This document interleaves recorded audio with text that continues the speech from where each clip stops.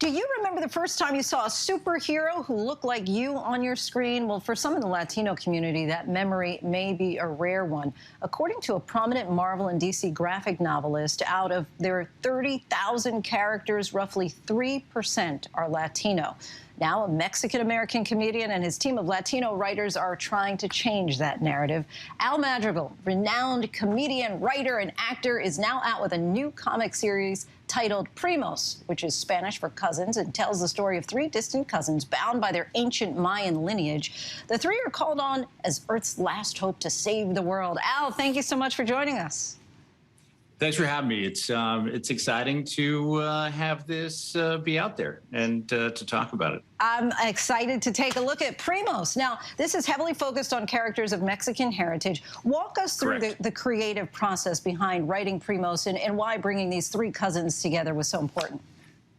Well, I actually met the editor-in-chief of Marvel Comics when I first started at The Daily Show. His name is Axel Alonso, and we met at a comic book podcast, and we both realized that we had everything in common, and we gravitated towards characters that looked like us.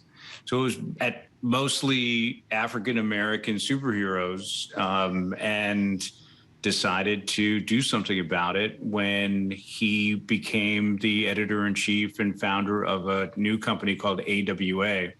So we created, there's Ricky right there fighting this huge Mayan Sicario, and we created these three characters that are tasked with protecting the world. This kid, Ricky, is a 16-year-old, LA kid who just got wasted at a party and finds his great uncle standing in his living room telling him he's the most powerful sorcerer in the universe. And what's really cool about this as well is that readers can also learn Spanish from this comic book. Why was that important for you to incorporate some words in Spanish? Well, we actually released a Spanish edition, and with very, Mexican Spanish, because again, people tend to lump Latinos together, and Mexican Americans are 64.5% of the Latino population in the United States. So I just feel like, again, underrepresented even amongst Latinos. That 3% number I hadn't heard before is just shocking. 20% of the population, 3% of the comic book characters, 5% of the characters on TV and film.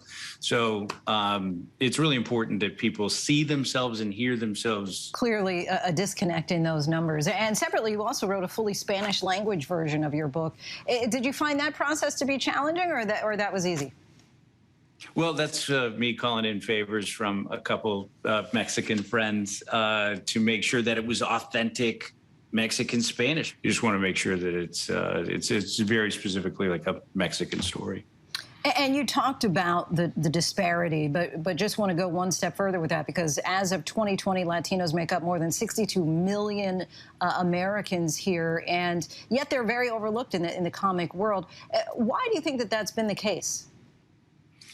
It's just, I think it's the same as a lot of things where you have the origin for a lot of these characters. Look at Marvel and, DC and Stan Lee, where they're creating the characters were created, during the 50s and 60s when, it was mostly white males. And so like anything else, it's just taken a little too long for the characters we see, reflect the current state of the population. So I'd hate to, I just can't believe it took me to do this. And another funny scenario that I've heard several comedians talk about is how difficult it is to tell your parents that you're going to grow up and be a comedian. And you end your book with a personal letter where you describe how difficult it was to tell your parents that's what you were going to do for a living, is tell jokes. Tell us about your partnership with George Lopez and how you're trying to change the stigma around becoming something other than a doctor or engineer. When I told my dad I was going to become a stand-up comedian, I got yelled at. It was, are you crazy? Do you know how much the gas costs to drive there?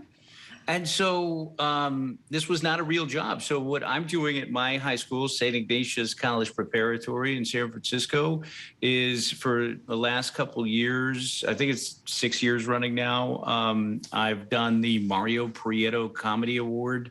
And that goes to $2,500 to a junior going into their senior year who's just funny, no grades necessary, just goes to the funniest junior.